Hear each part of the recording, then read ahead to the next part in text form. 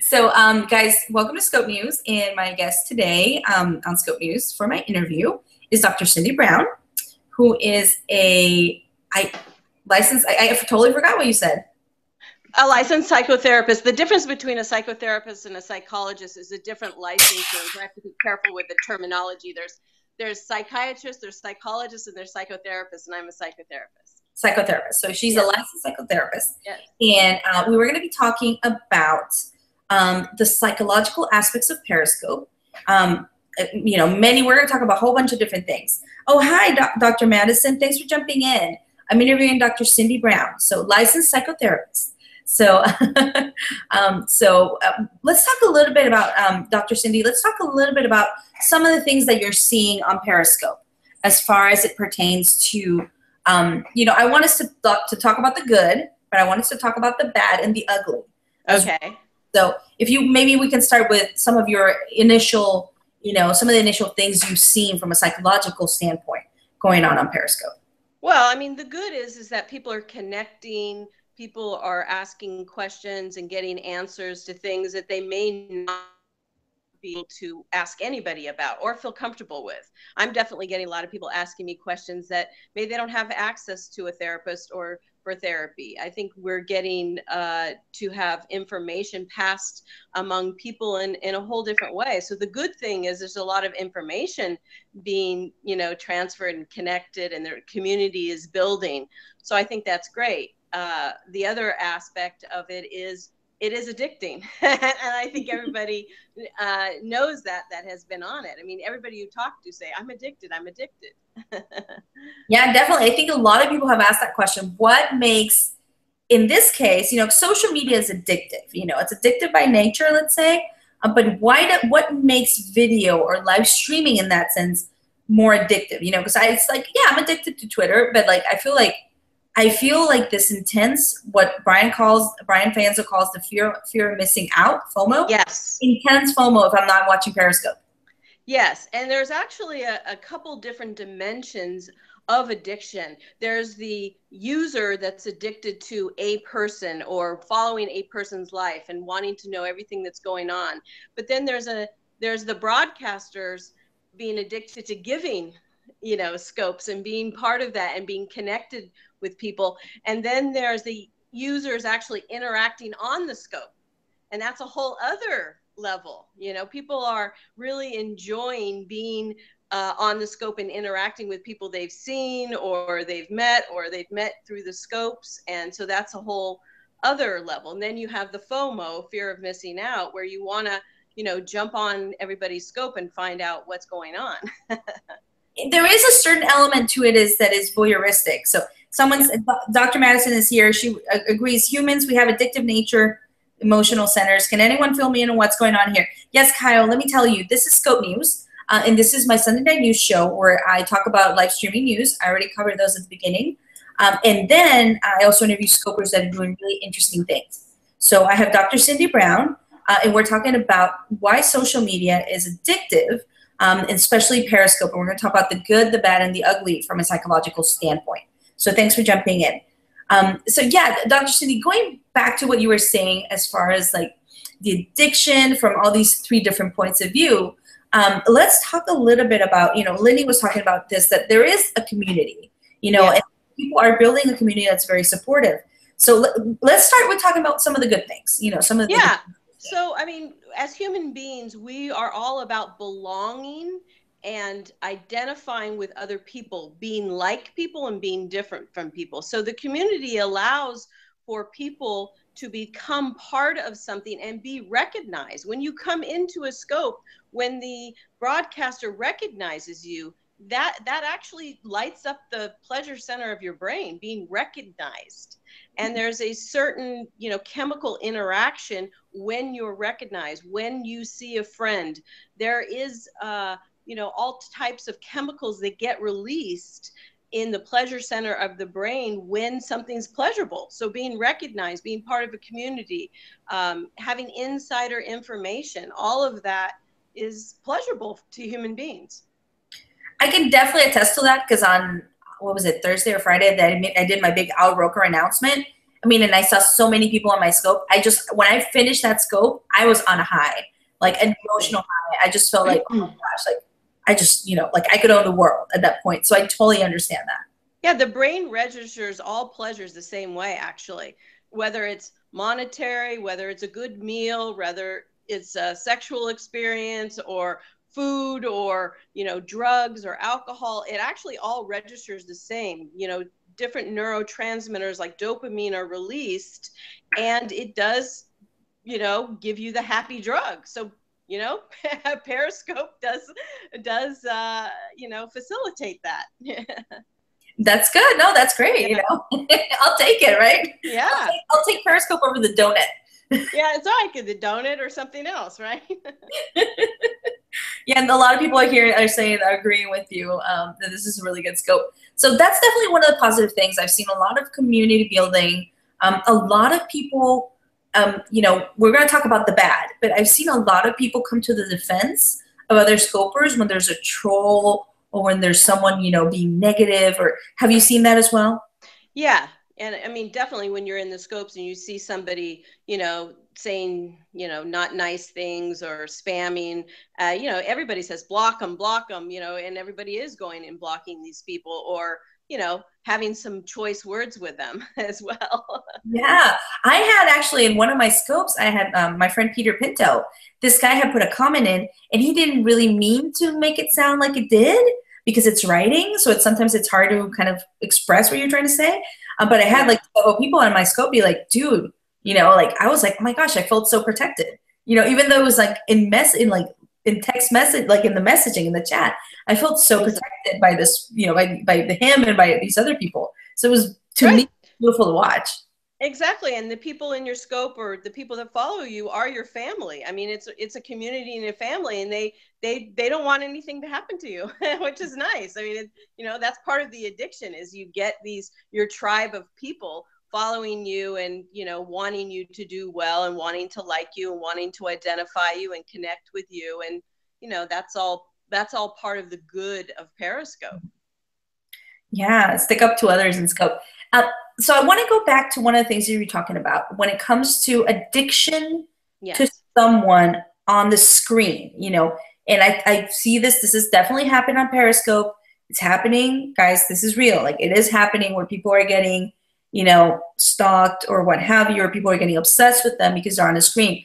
I mean, obviously this happens to people who are Hollywood actors, who are on television, newscasters, what have you, but it's starting to happen to people on Periscope. What is it about that screen or that video that creates that kind of connection? Well, I think it's seeing the person's face, the mannerisms, everything live too. I mean, when you're live with somebody, I think people can, feel like they know you, like a neighbor, like they can just drop in, and I think people get upset because they're seeing you, up close and personal. And, there are some people that, have delusions and have feelings that they, own you or want you in some other way than just, talking, talking and connecting in this way. So, that's the ugly part. There are some people that don't have discipline and control over their thoughts or their feelings, and they take it to the next level.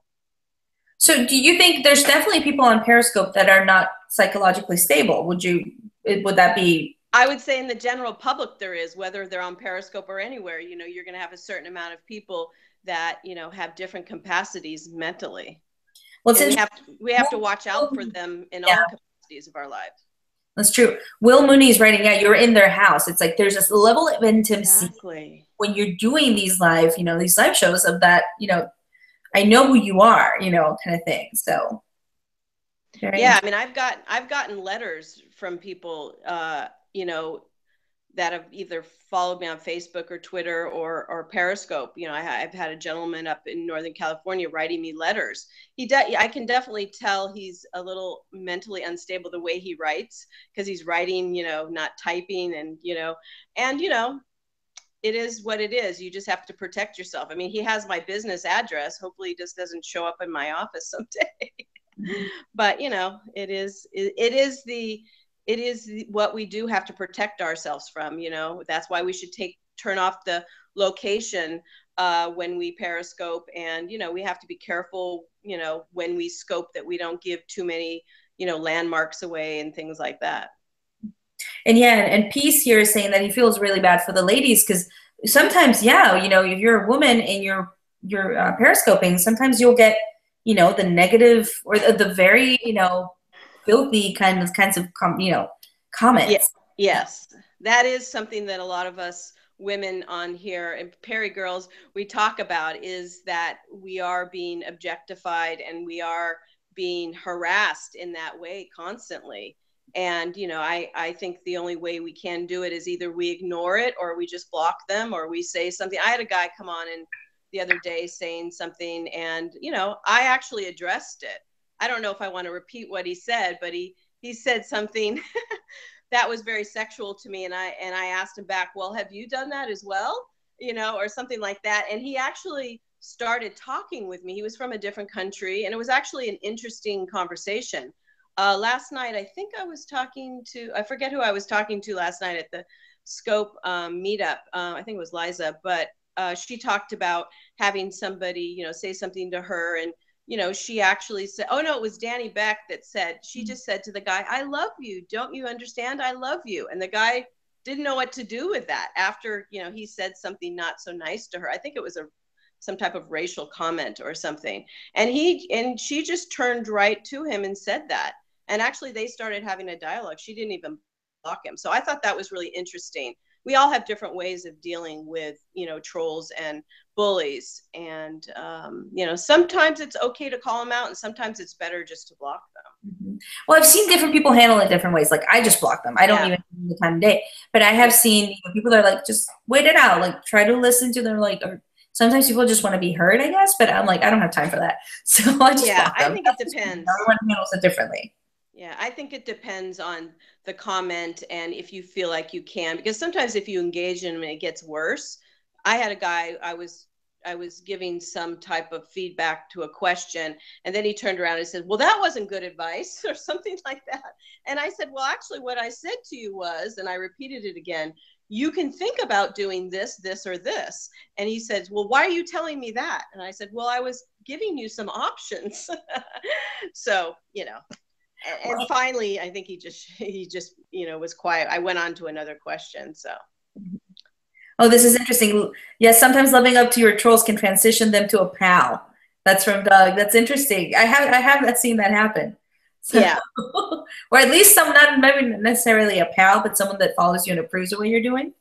So I've had, I've seen also something really positive, which is Susie. I think that's her name. Susie?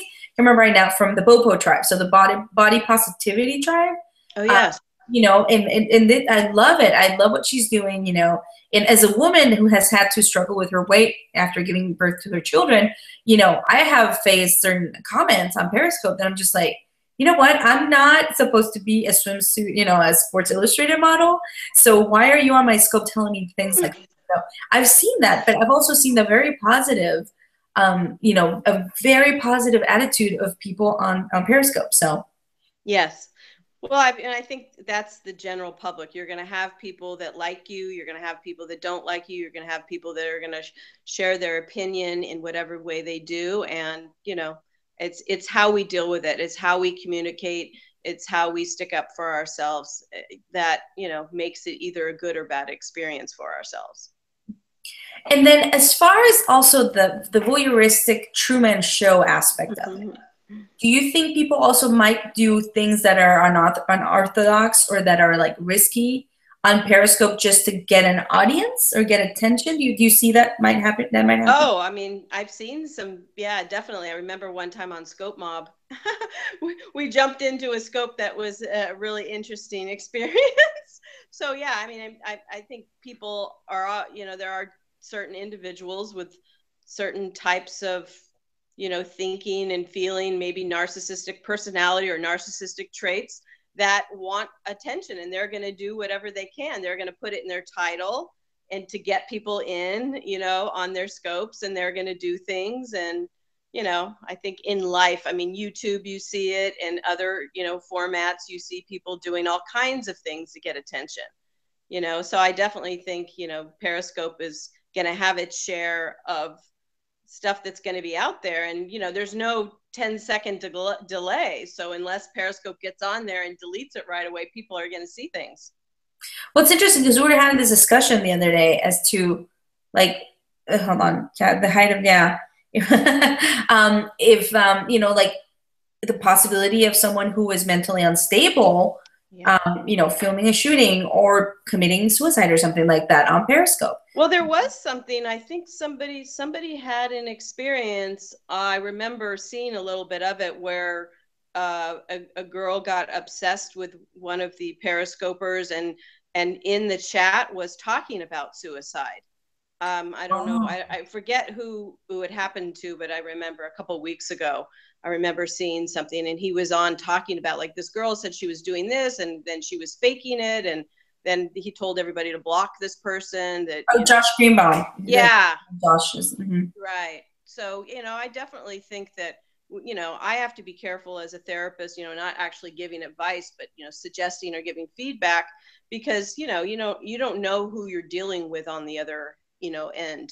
And I think we all have to be careful about, giving out advice and saying things out there because, there's legal ramifications of anything that comes out of your mouth or anything you do these days. So that is very true. That is very true.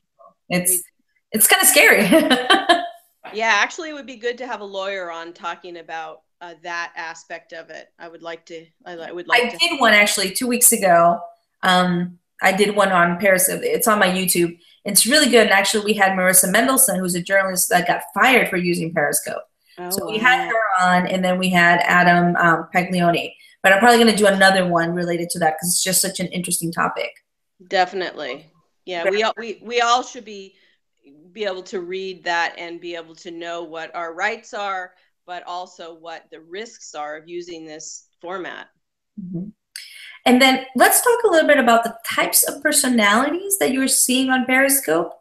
How you had to, like, from a psychological standpoint, you had to kind of divide them up. Like, what are you seeing? Wait, as far as users or broadcasters? In general, like maybe broadcasters. Let's do broadcasters. Okay, broadcasters. Well, I mean, I think it's a gamut. There's definitely people that seem very confident and are born speakers and leaders and, motivational people. And then I think there's people that are just jumping on that just want to connect, just want a friend, just, want to have some attention, or bored, so you have, I think you have the whole rainbow of people on Periscope, but, definitely you have to be able to handle your own thoughts and insecurities about getting on there and be able to have people watching you, and you have to be able to handle people responding to you and responding back. So you have to have a certain, I'm trying to think of the word. Presence and ability to engage with people because, it is a fast medium and you have to do many things at once. You don't just on camera. It's important to engage with people as a broadcaster. As a user, you can just jump on and be silent. So there's the users that just come on and don't say anything, don't engage, and just, they're voyeurs. They're watching and they're enjoying, but they don't want to comment or they don't want to interact with other, users. That's interesting. I was actually reading in one of my lurkers, they're calling them lurkers. Yeah. Mm-hmm. So definitely thick skin. Hey, Sean Matthews, how you doing, Swagbot? I like my t-shirt. You got your t-shirt. Yay! Yeah, they're definitely lurkers. I've definitely seen that. So quick question. So I was reading actually in one of my Periscope news, I was talking about an article written by MIT. And MIT was talking about Periscope. Mm-hmm. And they were talking about and I forgot to send you this article, really interesting article, as to how much, who's pulling the strings as to what the broadcaster is doing. Because when there's that kind of engagement where people are telling you things, does that ever impact the psychology of the broadcaster to do something that they might not do? Like, is there there's any Anything there? Oh, absolutely. I mean, I find it sometimes I'll have a topic and, I'll want to do the topic and I want to do questions and you have to, a lot of times you have to bounce back and forth as you do from people's questions to the content you want to get out. And sometimes you get off on a tangent. Like the other night, I had a man talking about his wife wanting to do something sexually that he didn't want to do, and I got off on this tangent when I was talking about something else, and then all my viewers dropped off. They didn't want to hear about this particular topic. I left the room. Some sexual topics people are fine with, but this particular topic, a whole bunch of people, ran out of the room. So, I definitely think that, the people the users that are coming on and that you're interacting definitely affect you if you let them. Sometimes you ignore certain comments when you're broadcasting, and, some you engage in and some you don't. Well, and Cynthia was asking if you thought if engagement provides validation.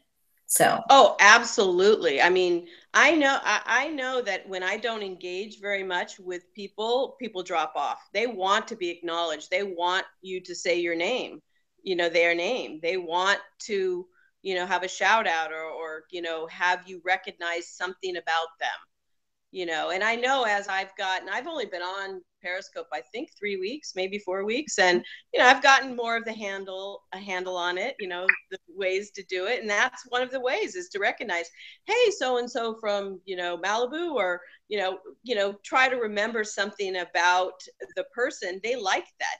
People want to be recognized. They really do. And how much do you think is actual reality, on Periscope? Because like I used to produce a reality show, and yeah, it's not really reality. I mean, you stage a lot of it.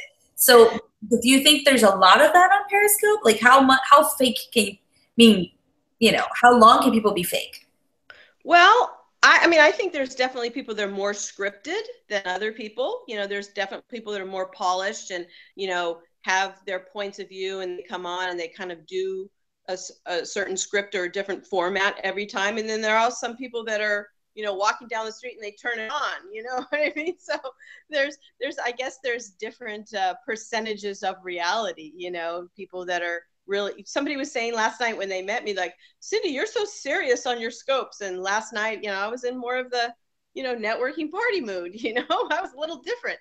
So, I'm the same person, but, when I'm doing my spiel or my content, I'm a little more serious. I don't know. So I think there's levels of reality, Yeah, there's a personality will shine through. And that's what I think. Like, I think within a year, let's think about this in a year.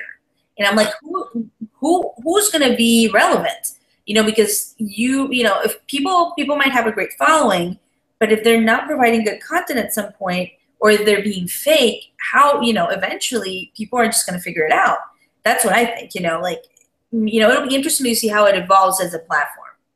Yeah. And what is fake? It's kind of a label. How fake can you be when you have the camera on? I guess you can if you're just scripted, but I think Periscope allows for a lot more reality than even reality TV, right? Because I think a lot of reality TV is scripted. It's definitely scripted and filmed, and oh no, let's do that again. Pretend like the car's coming out again. Yeah, I did that, and I was like, yeah, this is not real. Well, and Periscope is live, so once you have it, the only way to take it back is to delete it. So, a lot of stuff happens, and maybe you don't want it to, or you say things, I'm like, God, I shouldn't have said that, but you can't take it back. It's out there. Very soap opera. There are definitely soap operas going on. Yeah, I've seen some co-scopes where somebody has interviewed another person, and the other person says something, and the interview is going, God, I wish I hadn't asked that person that question. You can't take it back because they've already answered it, right? So it's pretty real. That brings me actually to 2 points. One of the points in my last Scope News, we did an interview about Periscope and politics and how it might impact politics. I saw that. The fear that candidates have of using Periscope interactively. So maybe we could talk a little bit about that. Well, yeah, I thought that was so interesting about that I remember you saying is like you can't control the audience, what they're going to say to you, what they're going to ask you. And, you know, most of the debates and everything, they're vetted, and the questions are controlled and everything. So, you know, they know what they're going to be asked. But on, you know, on Periscope, that's not going to, people are going to throw the questions out. I mean, they can ignore the questions. I mean, sometimes I ignore things I don't want to answer. You know, when people are, I'm not going to, you know, I don't always answer every single question somebody brings up there. So, you know, you will have the ability to ignore, you know, somebody's question for you. But yeah, you can't take it back. It's live. It's live. You can't take it back. That's true. You can't take it back. And you got to be careful. You know, it's not always easy to be always perfect at your speaking and what you're saying. You know, a lot of times you're like, darn, I shouldn't have said that. Right, yeah, exactly. And also, you know, one of the things I tell people is like, what happens on Periscope doesn't stay on Periscope. I've seen it go beyond that, you know? Yeah, people are taking screenshots. People are videotaping your I mean, I know because I can videotape my replays and then post them somewhere else. I'm sure other people can do that. Which is kind of scary. I know, exactly. So well, it's funny because whenever like my kids, but like I don't show my kids, that's just my personal preference. But whenever they come on like on Scope, like I won't save the replay. Like that's just not available. I don't want that. So yeah, I mean, I think that's a good thing that they have, is that you have the ability to delete something, you know, you don't want on there. You know, I mean, people have already seen it, but you know, maybe you can prevent a few other people from seeing it. This is interesting. Sean is saying that he talked to someone in one of the one of the political campaigns about Periscope. So it'll be interesting. It'll be interesting to see what happens from that perspective, how it's used in politics. I know. I think it's going to be fascinating to see. I mean, it's great, all the different people that are coming on Periscope. You know, I know Deepak Chopra just got on there a week or so ago, and you know, there's some wonderful people coming on that we get to watch, you know. And I think the addiction pattern of watching people that you really admire in, like you said, in the live, raw, uncut form, you know, hopefully unscripted form. So I've got two other questions. One question is, have you seen from your business standpoint, maybe a rise of people from Periscope that seek you as a therapist afterwards? I've been getting consistently calls, you know, every time I'm on. So, I mean, I love it for that reason. People are definitely seeking me out, asking me questions, you know, contacting me on my website or calling me. And I think it's a wonderful tool to show yourself. I mean, like you can post something and then send somebody to your website and they can get a sense of you from your YouTube or an article you wrote. But if they can see you each day and each night and they get a sense, people say that, I really like how you answer people's questions. I like how you connect with people. You know, I really liked what you said about communicating with my husband, and they get to test me out without having to pay me. And I think that's definitely, you know, for a lot of us people that work in the service industry, it's an opportunity for people to test drive you in a way, in a real, you know, back and forth way. And so I think we're getting folks saying that they love Dr. Cindy Brown, and we got Ryan. Hey Ryan, thanks for jumping in. So it's I love you guys too. Hey. I just love connecting and being of service. I mean, that's why I got into this profession, is really to help people and, you know, share wisdom. And I think that's one of the best things about Periscope, is people are sharing experience and sharing wisdom and knowledge, and that's what helps other people. You know, there's a lot of people in my scopes that are talking about different experiences, and then the users are interacting with each other saying, oh my God, that happened to me too.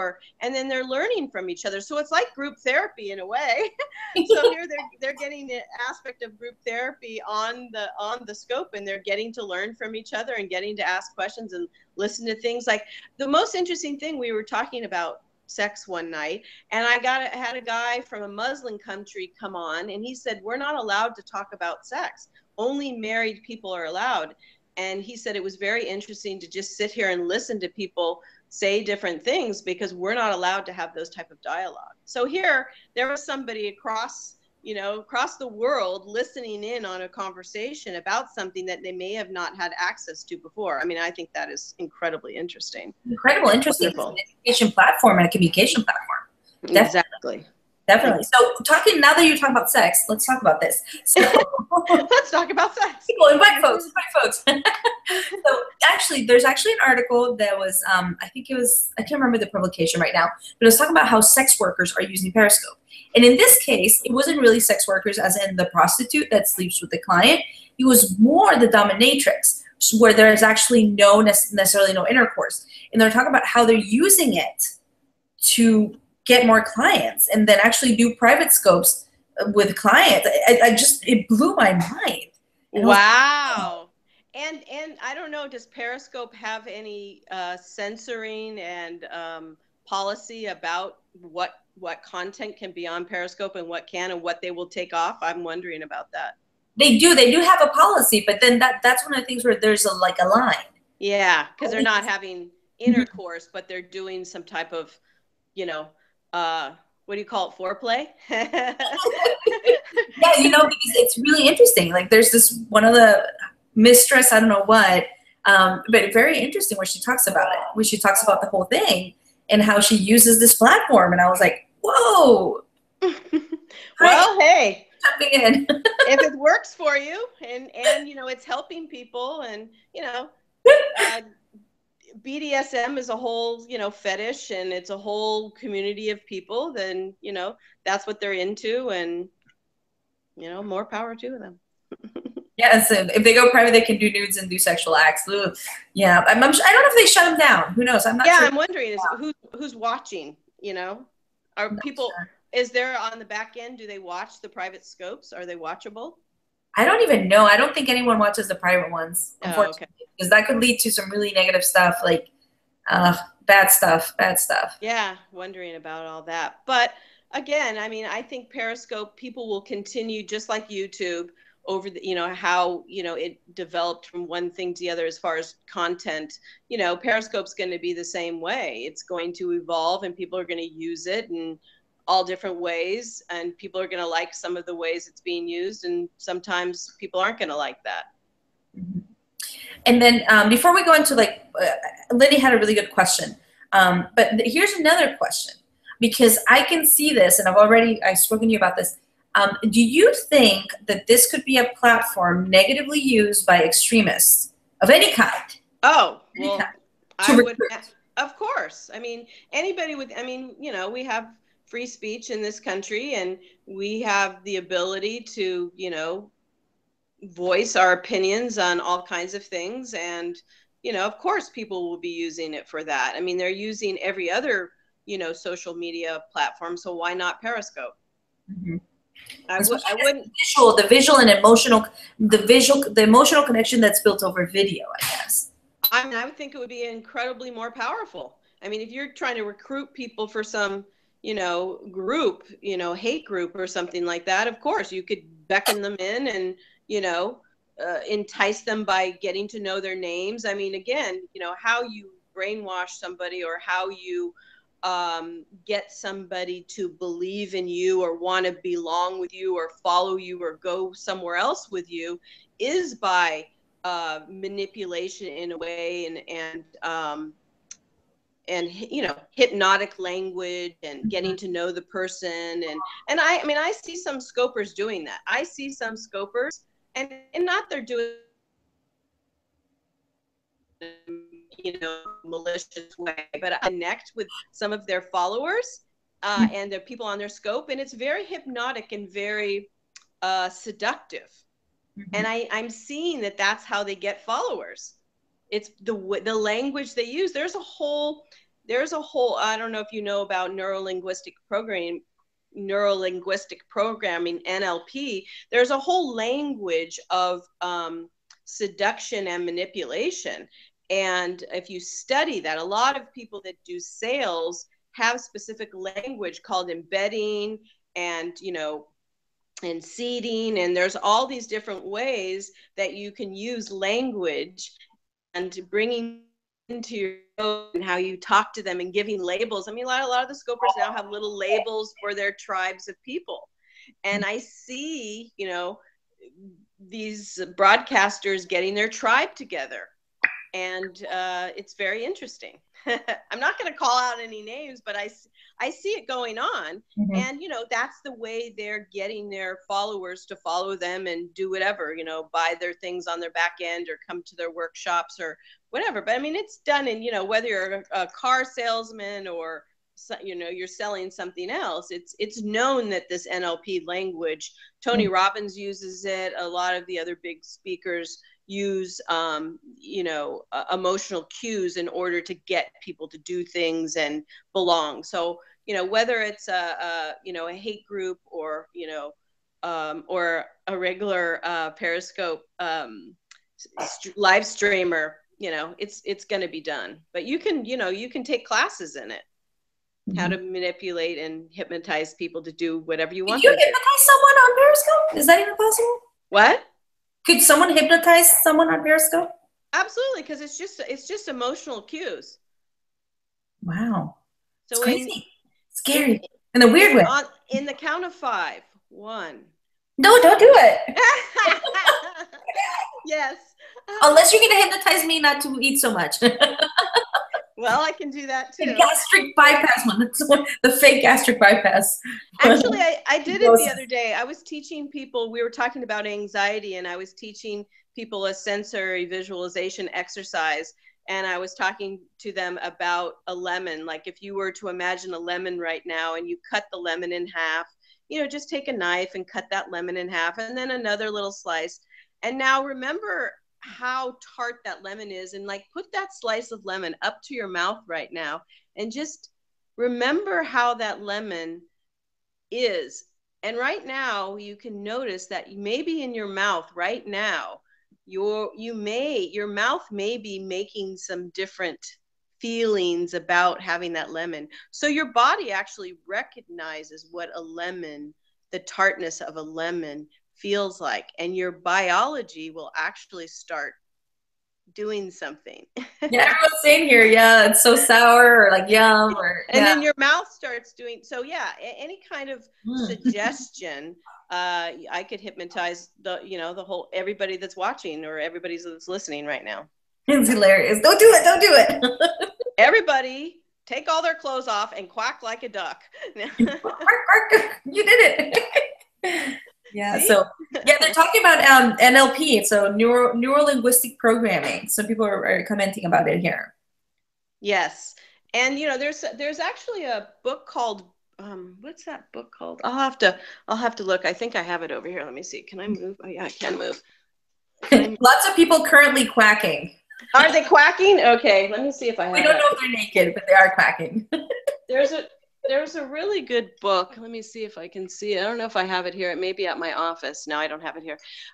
There's a really good book about, I mean, people can find it on Amazon, but there's a really good book about neuro-linguistic programming that I had that was all about sales techniques and, you know, how to persuade people to do anything or something like that. So, yeah. So I want to bring my friend Doug Cohen on. He wants to, this is the first time I try to do something like this where I'm going to bring someone on to ask questions. Right. You know, and he actually, he studied psychology, so he doesn't practice it, but he studied psychology as his bachelor's. And he actually, him and his wife have a photography studio. So they work with a lot of teenagers, and a lot of, you know, lots of families and everything. So he's got some really cool questions. So Doug, are you in here? Let me see if Doug's in here. Hopefully he doesn't have the same technical difficulties as me. No, hopefully no. We'll wait. All right. Let's see. I don't know if it's the weather. We were having crazy weather today. Maybe it was like interrupting everything on all my technology today. Yeah. Let's see. Doug, jump in here.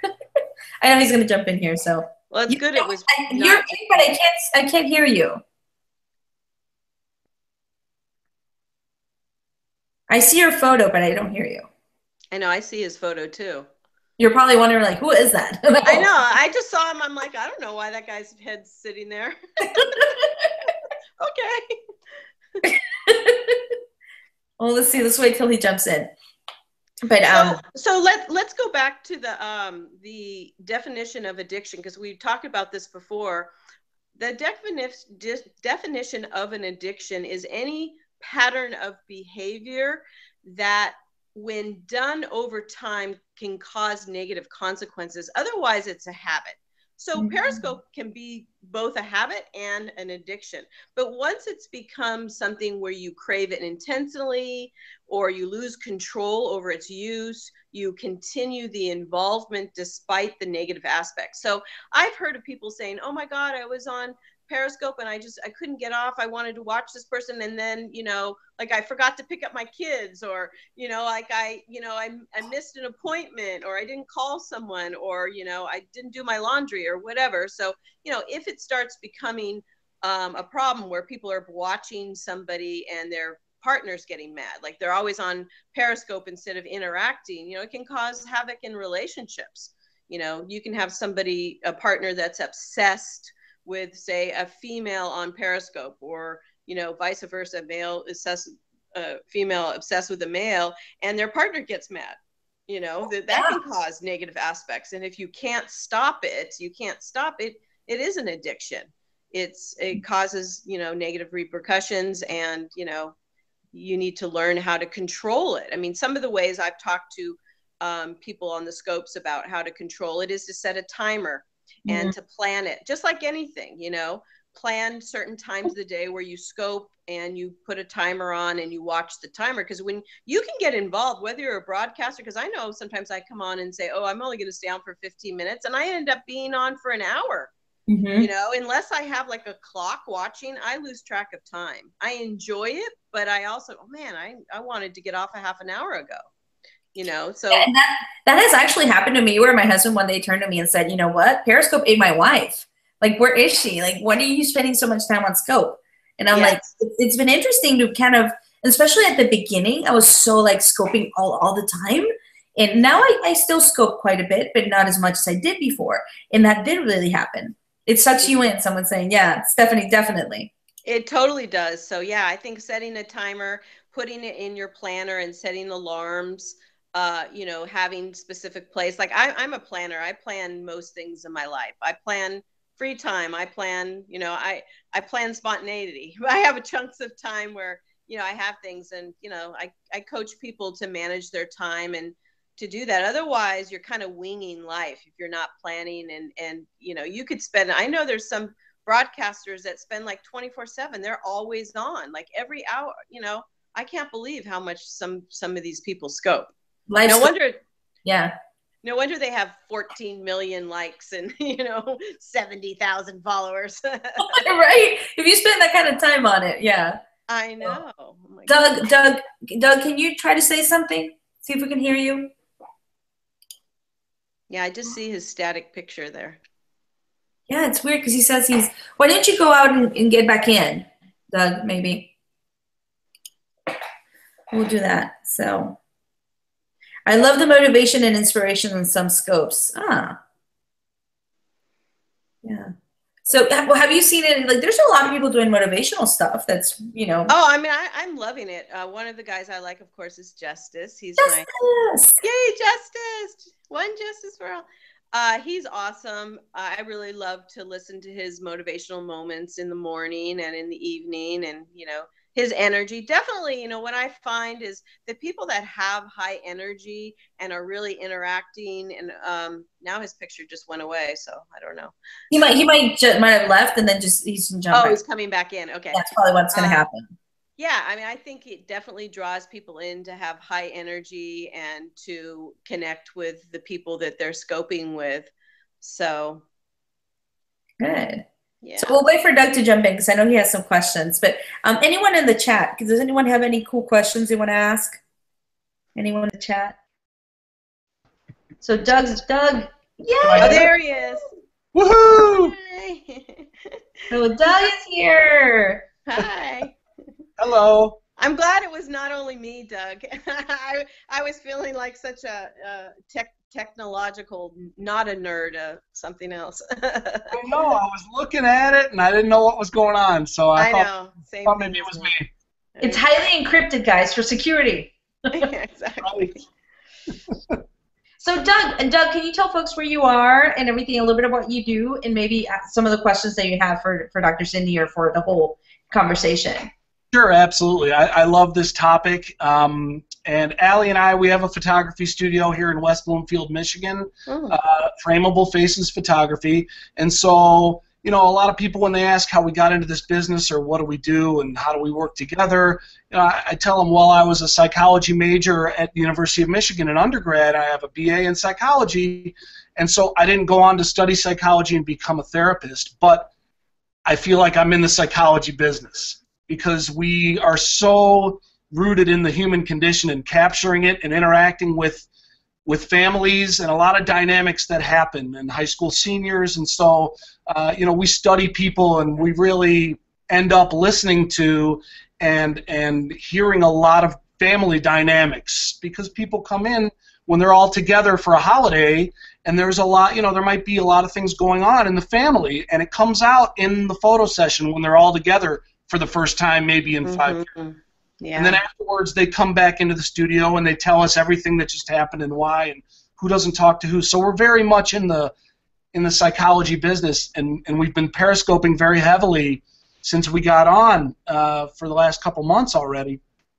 And, you know, one of the things that I've noticed, and my question for you, Dr. Cindy, is, you know, there seems to be when larger brands and when larger companies market a new product, you know, and you have a whole group of early adopters, it seems to me that there's a certain type of personality trait or psychology involved in the types of folks that are early adopters, that rush to try something first. And this is such an early stage of this platform, and I feel like this community of early adopters tends to have a very encouraging and warm type of culture to it, where people are very accepting and very helpful. Yes. I wonder how that works. Incredibly, because I saw it last night at our LA meetup. I mean, I was just on cloud nine last night. So happy to meet everybody. Everybody was sharing secrets and you know what they're doing and you know microphones and you know how to scope and when, and it was so amazing how everybody say, I think you should do this, or I saw your scope, and incredibly supportive, incredibly loving, and everybody wants everybody to do well. You know, we were talking about how we jump on each other's scopes and give each other hearts and courage, and we were all, you know, passing around information. I was talking to this 22-year-old who, you know, is a musician and how he wanted to, what he wanted to do, and I was sharing, you know, what has worked with me, you know, worked for me, and it was just so wonderful to all support each other. Yeah, so I just wonder if there's ever been a platform or a product or something that has come out that is as unique as Periscope that has pulled an entire population of early adopters together like this. Like, I don't even know if there's any research on something like this. I feel like it's unprecedented.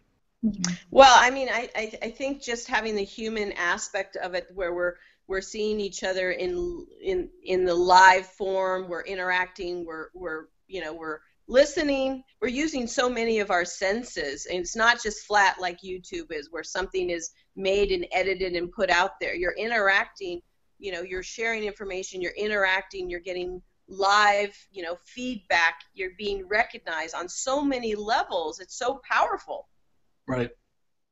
Yeah, and they're saying we're also teaching each other things. Exactly. You know, Periscope, so. It is. Yeah. The other thing I wanted to mention is, just on another note, you know, I'm really struck by, you know, listening to the first, you know, 45 minutes of this discussion and the different types of impact this has had on people and behaviors that we see on Periscope.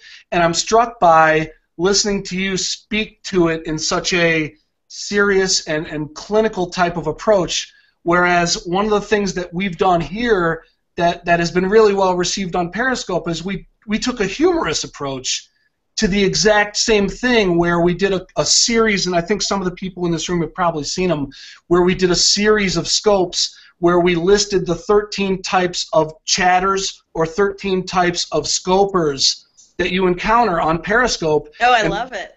And when we did it, I would, I gave them all names like, the slightly awkward chatter or the brown noser. We took a very humorous approach to it. Yes. And I would name the type of chatter, and then I would pan over, and my wife Allie would act out the behavior of the chatter in a scope. And I'm struck by how many of those types you touched on from a clinical perspective in the first part of this discussion. Yeah, I mean, it's so interesting because there are so many different types of people on here, and people are doing so many different things. There's people sharing information, there's past the cast, there's people sharing their music, and there are a lot of comedians on here, people just doing makeup, putting their makeup on, or there's people cooking. My friend Olympic trainer does workouts. He's showing how to get your butt more firm, and I'm talking about sex and relationships and communication, and you're talking about working with teenagers and different things, and it's amazing. Yeah, definitely. It's definitely lots of discussion, great discussion here, guys. It's a great educational platform. I have to totally agree with Liz, who's saying that here. Maybe bringing it back a little bit to the psychology of it, or what do you think, for example, and Doug and Dr. Cindy, what do you think, for example, when we get to New York Scope Week, and I know, Doug, you can't go, and I'm sorry about that, but I'll be there. Yeah, I know. But what do you guys think it's going to happen when we go beyond the screen to real life? And you've experienced it, Dr. Cindy, but maybe touch on that. Well, I mean, the most interesting thing, I think the first meetup I went to after being on was Perry Day, LA. We had it in Santa Monica on the bluffs, right overlooking the beach. And it was so great. I remember walking up and my heart was beating because, here I knew there was going to be some people I knew, like friends before, Periscope. But I knew there was a whole bunch of people there that I had only just seen through the screen. And it was very exciting when I walked up. I'm like, oh my God. I mean, it was this thing, like, meeting celebrities in a way, because here you'd seen them, I remember, hugging Justice and hugging, little Jen, mini Jen, and, all these different people, Courtney Harvey, and then again at Amanda's. I hadn't met Amanda yet. I met her at Artoscope. I met, when Tasman walked in the door, she goes, oh my God, Dr. Cindy Brown. People do say that. That is fantastic. Oh my gosh. I know. It's like, I saw people were recognizing me when they walked in the door, and I'm like, oh, okay. I know I'm in your scope, but so it is powerful in that way. And last night there was a whole bunch of people there at the LA meetup that I hadn't met in person. They hadn't met me, and every person. You should have seen it. That's the most wonderful thing. Everybody was walking. Oh my God! Everybody hugged everybody. It didn't matter. It was like I see. Oh my God! There was all hugs. No shaking hands. Hugs. Well, it's interesting because we had Pensive here in the chat say that he had a tribe that actually came together, and after meeting in real life, they kind of separated. So it can happen both ways, right? I guess so. Not of the people. Everybody I've met, I love. I mean, I'm seriously, like, I love everybody. Everybody was like, "Oh my God, I love you." Oh my God, that's how, I don't know. I hope that happens when I meet you guys. I want to keep you. You and Dr. Cindy have to stay on my tribe. Absolutely. Yeah, and everybody has their little language. Liza has her Pocket Pals. I think it's called Pocket. Pocket Pals, I think. Yeah. Pocket Pals, yeah. And then, Tasman has her Perrymans. I don't know if you guys saw what went down yesterday for her birthday. Did you guys see that? No, I don't know. Oh my gosh. All her Perrymans got together and took over her computer and had this whole live thing going. Took over the computer and showed this whole show that all her Perrymans had put together. It was absolutely, everybody was crying. She was crying. Everybody in the chat was crying. There was music. They had archived all her old footage from all these different things. There was live calls. Somebody showed up at her door, knocked on her door, and gave her a birthday cake. So, all in real time, and we were watching it as it happened. I couldn't get off. I couldn't get off that scope yesterday. I think I was on it for 2 hours or something, watching this hall go down. I mean, I was getting ready, so I was putting my makeup on and stuff. But I mean, it was revolutionary to watch her be emotional. She was literally, crying and like responding, like, "How did you guys do this? Oh my God!" And people were interacting, saying like how they did it and why they did. It was amazing. It was really incredible. Well, like her fan club, it was her fan club that kind of put it together, kind of thing. Yeah, and she launched a website from it as well. So it's interesting how she's using this format and how her whole group of fans, put this together and launched a website for her. Wow. She didn't even know that it was going on. Well, Kathy, you had mentioned earlier, I think, it might have been earlier today, I can't remember if you tweeted it or if it was in a scope about tonight's scope, but something about how Periscope gives certain people with a large following it's almost like a new type of fame. Yes. That might not have been there before this platform. And I know that both of you now have experienced meetups with other scopers. I have not yet. We have a Midwest Periscope meetup coming up, which is going to be multiple cities on August 8th. So that'll be my first opportunity to do that.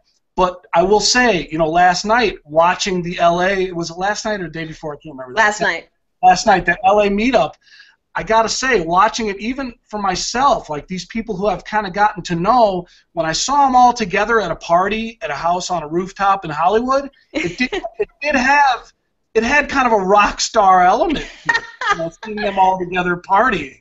It was interesting. We were overlooking the Hollywood sign, so yeah.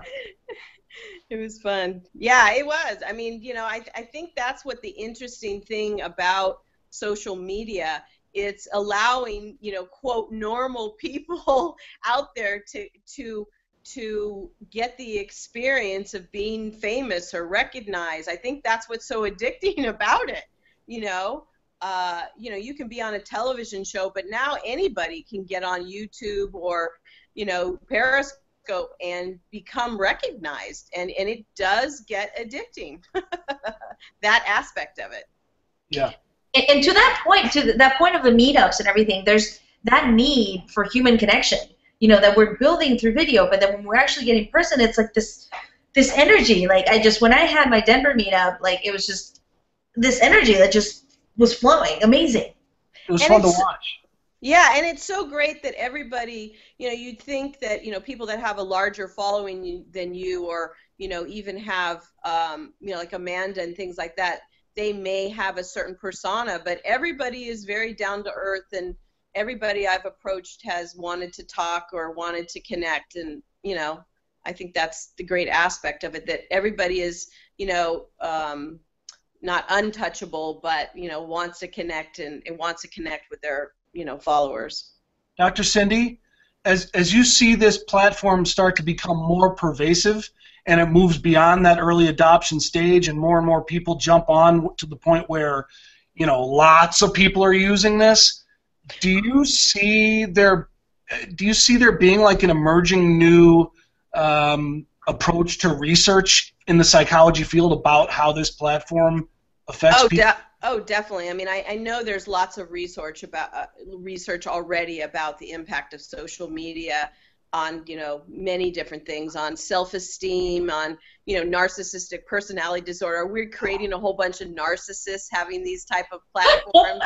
So yeah, I mean, there's ongoing research about the addictive quality, how does it affect self-esteem, how does it affect relationships. So I definitely think that it's going to continue. It'll be interesting to see,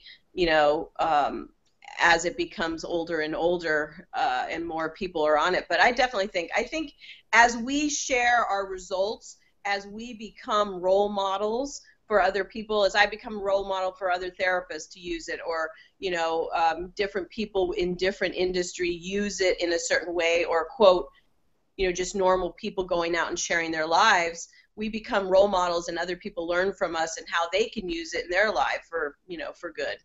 Do you think that this platform is game-changing enough that it will, to a degree, kind of send the psychology field scrambling to try to catch up and keep up and study this, or not? Oh, I mean, I would think that they would want to study the impact of, you know, being able to interact with people in a live way, how that, you know, impacts a person's, you know, view, excuse me, a person's view of you, or, you know, how that impacts relationships and communication and things like that. And someone was asking here if you know, if most scopers are considered narcissistic because they're on this platform.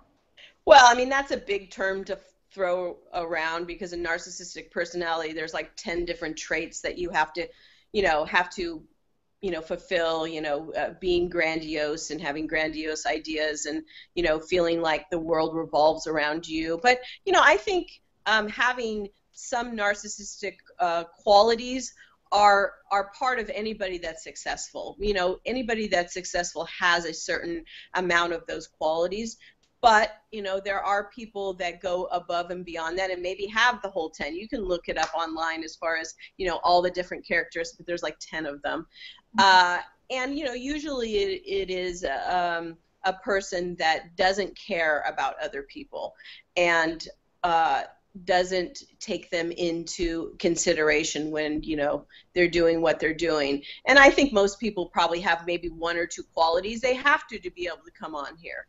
You know, an ability to think that you have something to share and something to offer can be a narcissistic quality, but it also can be a success principle to know that you have something to share and to contribute.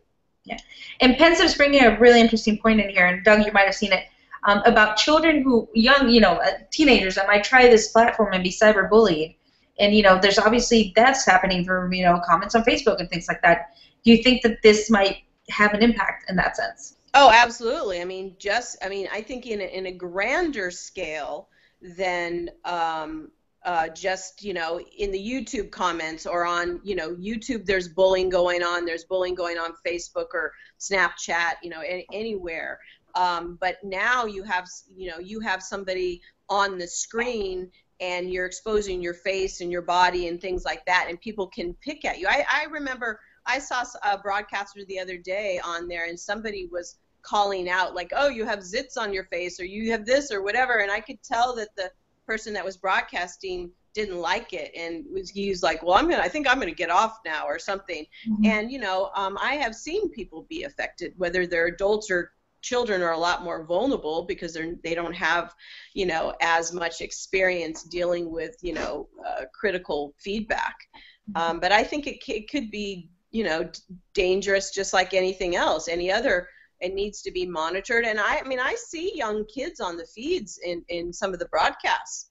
And, you know, how do we prevent if we have an adult content? I've seen people put in the titles, you know, adults only and things like that. But what is to prevent, you know, a 14-year-old coming, or, you know, a 12-year-old? I've seen some younger people on the scope. So definitely can have an impact on children. Doug, do you have any questions? Any other questions? I don't know if I have any other questions. I would add to that you know, we've got a son who's going to be 14, and he's been on with us. He has not scoped.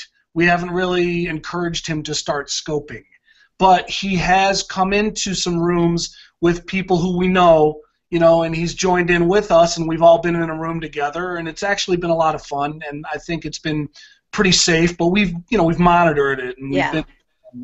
So I think, you know, just like any other platform with parenting and trying to make sure you're, you know, raising your kids not to be completely sheltered, but to be savvy and at least still to be there to try to protect them and bring them along a little bit. You know, I think that's what. Yeah, I think you said a key thing. I think this platform definitely needs to be monitored if you're a parent and letting your child get on, because, you know, they could get on to some chats, and, you know, you've seen some of the broadcasting where they bring up, you know, adult content, and, you know, some people are smoking or drunk or whatever. You know, I mean, you can't protect your kid from everything, but, you know, I think, you know, if I was a parent, I definitely want to be monitoring what my kid is watching and what my kid is viewing. Yep. Well, it's funny because yesterday I was catching up on Scope, and I didn't have my headphones on, and it was Kevin Hart at Twitter, the Twitter head. Oh, yeah. He's hilarious. But he was like, saying, this is the shit. You know, I had my daughter right next to me, and we're like, we don't cuss at all at home, and it's like, oh my gosh, she didn't hear it from me. She heard it from Kevin Hart. Yeah, he drops a lot of F-bombs. He curses a lot. I follow him on Instagram, and I'm just like, whoa. Yeah, that would he definitely needs to be censored sometime. Now I know to wear my headphones if I'm listening to Kevin Hart. I was like, yeah, school uses that word. They're not gonna believe me when I say it. Kevin, she heard it from Kevin Hart. Yeah, but we don't say that in our household. I mean, our kids are almost 14 and 16, and sometimes I think to myself, you know, I'm glad we are where we're at with them. Like I'm glad that they're 14 and 16 now, and not, you know, 8 and 10. Because not that 14 and 16 is completely safe, but it's safer. Like they can watch our movies with us now. Like we don't, you know, we're not in that stage anymore where we're terrified of sheltering them or having them hear an F-bomb. They can handle some of that stuff. Like I'd be nervous about this platform if my kids were, you know, 9 and 11. Yeah. Well, my little girl's 5, so she was just next to me. She happened to hear it, so I was like, you know, it's that age. They're little. Right. Yeah, I'm wondering if they're gonna have like, you know, ratings, like, you know, people put PG or, you know, R or whatever. You know, they're gonna have Periscope ratings for different channels. So, you know, I don't know. Well, this is interesting because Pensiv's saying that he's worked with teenagers 12 to 14 and other ages for a long time, and a lot of them brag about what their parents don't know. So yeah. Yeah, kids are sneaky. I mean, kids know the technology better than adults do, so they're going to know how to hack or get on or, you know, try to, you know, do what they're going to do because that's what kids do. You know, back in the olden days, it was the kids stealing the Playboy magazines or, you know, I don't know, looking at catalogs or I don't know, you know. Victoria's Secret catalog. Exactly, the JCPenney's catalog, whatever. And now kids are, you know, jumping on, you know, YouTube or Periscope. I don't know. Well, and that's true. I should qualify that because my kids are 14 and almost 16, but I'm way more savvy on this stuff than the average parent is. Most parents don't know these platforms inside and out like Allie and I do, and we interact with high school kids all the time on all of these platforms, so we know the ins and outs, but most parents don't. Yeah. And most parents are very busy and they may not be monitoring their kids because they don't have the time or the energy to do so. Right. Very true. And then, you know, I also wanted to talk, Dr. Cindy, about, for example, the cyberbullying that might happen on Periscope. But, you know, you just block the person on Periscope. But I have seen it where some people have taken it, since there is that integration with Twitter, taken it to Twitter afterwards and harass people there. Do you think that since it is integrated, it's all social, it's all integrated, do you see that could possibly continue happening? Well, absolutely. Just like in any forum, you can get letters or you can get, you know, Facebook messages or Twitter. Yeah, I mean, I think, you know, again, you're going to have people that like you and want to go on Twitter and promote you afterwards and say how good you do, and then there are going to be some people that, you know, want to take you down. I mean, I know there's certain laws, defamation laws these days being put into effect around, you know, social media.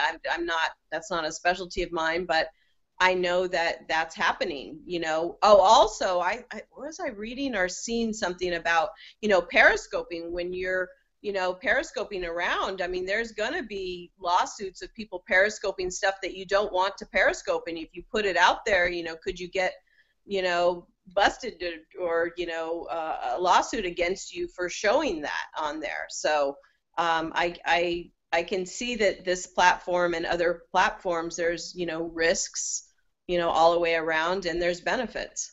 All right, Doug, do you have any other questions or comments?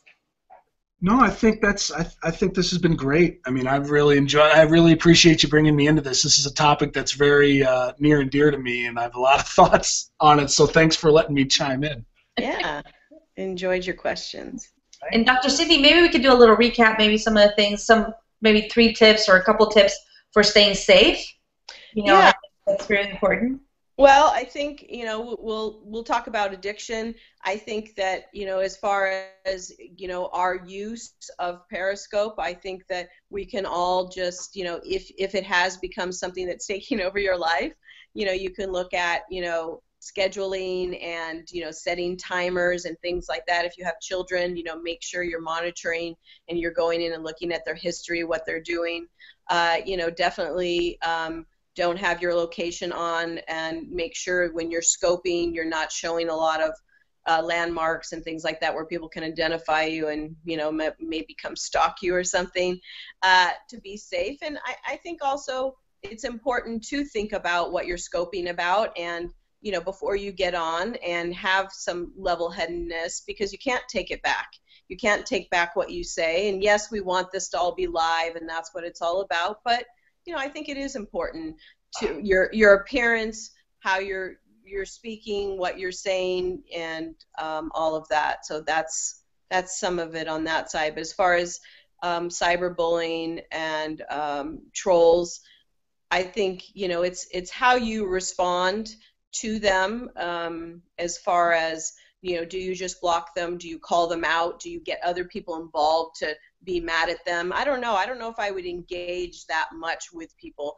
I think, you know, I may say one thing about it if I feel like, you know, the comment has something to speak more. But if it's you know, somebody's calling out the F word or saying that, or you're, you know, really mean things, I just would block them. I wouldn't even engage with them. That's awesome. Dr. Cindy, are you still there? Dr. Cindy? Oh, I think we might have lost her. Looks frozen. No, I'm there. Okay, there. Okay. What drives someone to troll? Like, why would someone troll? Like, why do they troll? Why? Attention. There's a lot of people that I think that gain you know, psychological gratification from pissing people off. There are people that grow up in life that they've only gotten negative attention, and that's what they thrive on. There are people that that's what they like to do, and so they will gain attention, whether it's, you know, negative or positive, but they'll do it. So, you know, they're angry. You know, what's the saying? Hurt people hurt people. So a lot of people that are trolls or things that, you know, want to get that attention, want to be recognized, you know, in a negative way. In a negative. They don't know how to do it in a positive way. Well, Doug, thanks so much for jumping into Scope News and being part of this. I appreciate it. Thank you, Kathy. Thank you, Dr. Cindy. Thank you so much. Thank you. Yeah, Dr. Cindy, thank you. Huge thanks, guys. Follow at Frameable Faces, and follow at Dr. Cindy Brown. She is awesome. I love her scopes as well. She's awesome. And thank you so much, Dr. Cindy, for being part of this edition. It was fun. We'll think of lots of other topics to talk about. It's always definitely. All right. Bye.